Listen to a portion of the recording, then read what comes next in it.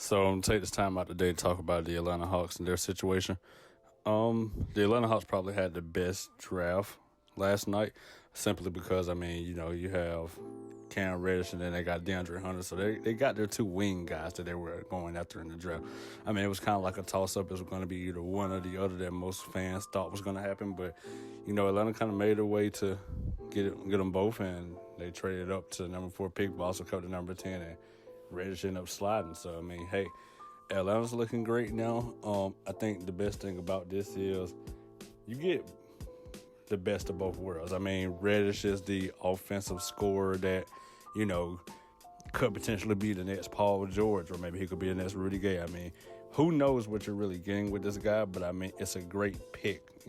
This guy has one of the most upsides in the draft, and if you can kind of tap into that potential, why not? But and even at Hunter, you have a 6'7" wing with a 7'2" wingspan, kind of Kawhi-like a little. Hunter's cool. His floor is probably going to be what he is now, so you're not really getting a bad role player.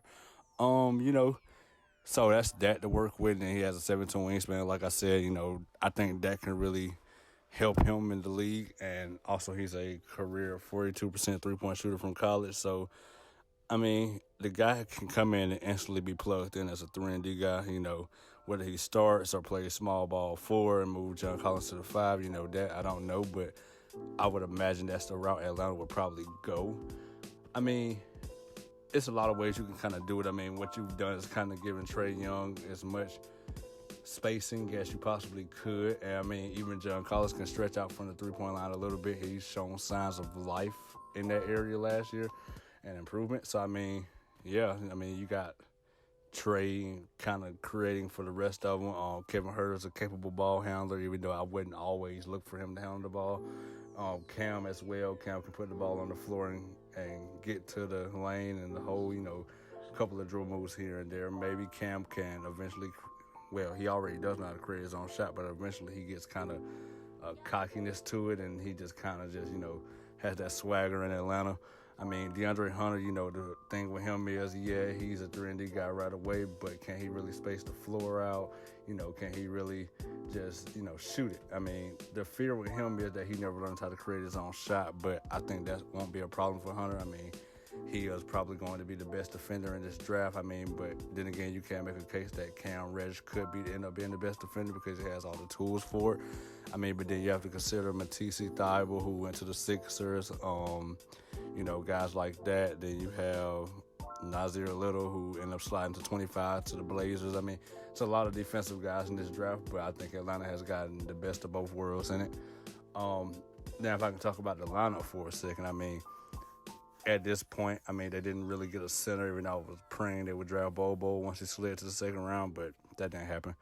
But the lineup, of course, maybe their plan is to go small ball a little. Maybe you move John Collins to the 5, and then you have a lineup of Trae Young at the point guard position, Kevin Huerter at the 2, maybe Cam Reddish at the 3, DeAndre Hunter at the 4, or you can switch out Hunter and Cam because Cam is 6'9", 220 pounds.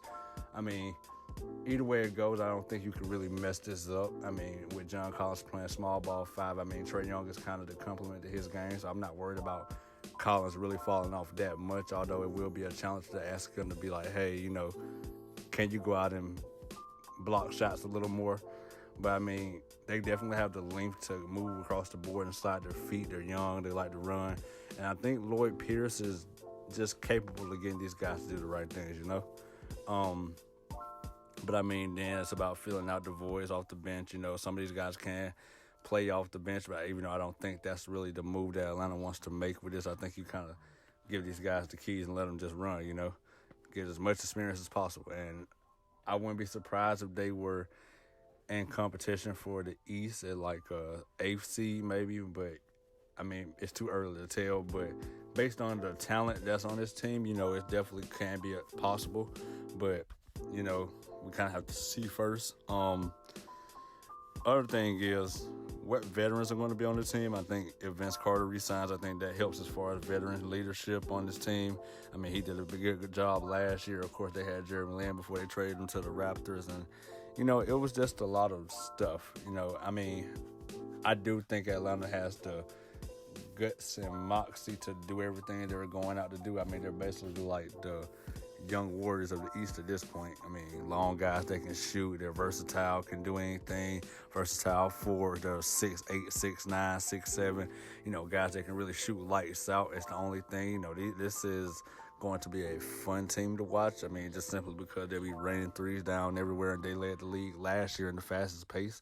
So, I mean, yeah, you've got a lot of stuff to look forward to if you're a Hawks fan. And, I mean, well, we'll just see how this turns out. Go Hawks.